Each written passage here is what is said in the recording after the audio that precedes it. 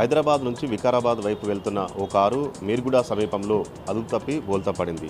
ఈ ఘటనలో ముగ్గురికి తీవ్ర గాయాలయ్యాయి. అక్కడికి చేరుకున్న స్థానికులు వెంటనే వారిని ఆసుపత్రికి తరలించారు. సంఘటనా స్థలానికి చేరుకున్న పోలీసులు కేసు నమోదు చేసి దర్యాప్తు ప్రారంభించారు. ఇక ఈ ఘటనకు ప్రధానంగా అతివేగమే ప్రధాన కారణమని పోలీసులు నిర్ధారించారు.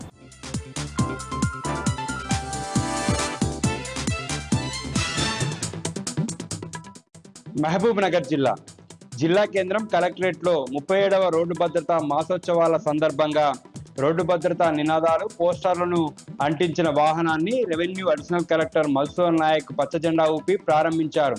రోడ్డు భద్రతా ప్రమాణాలను పాటించకపోవడం వల్ల ప్రతి ఏటా వేలాది మంది ప్రాణాలు కోల్పోతున్నారని ఆయన అన్నారు. ప్రజల్లో రోడ్డు భద్రతపై విస్తృత అవగాహన కల్పించడం, జాతీయ ప్రాంతీయ రోడ్లపై ప్రయాణించే ప్రయాణికులకు ప్రమాద నివారణపై అవగాహన కల్పించడం వంటి కార్యక్రమాలు ఈ మాసోత్సవాల్లో చేపడతామన్నారు.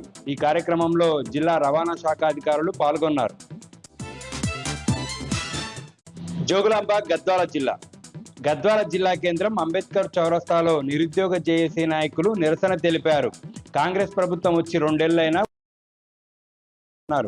నిరుద్యోగ జేఏసీ నాయకుల నిరసనకు బీఆర్ఎస్పీ జిల్లా కోఆర్డినేటర్ కుర్వ పల్లయ్య మద్దతు తెలిపారు.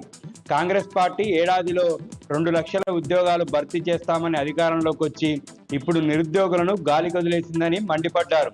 విద్యార్థులకు అనేక హామీలు ఇచ్చిందని వాటిని అమలు చేయకుండా ఇప్పుడు మోసం చేస్తుందన్నారు. కాంగ్రెస్ ప్రభుత్వము వెంటనే జాబ్ క్యాలెండర్ ప్రకటించి విద్యార్థులకు ఇచ్చినటువంటి అన్ని రకాల హామీలను నెరవేర్చాలని కోఆర్డినేటర్ కుర్వ పల్లయ్య డిమాండ్ చేశారు.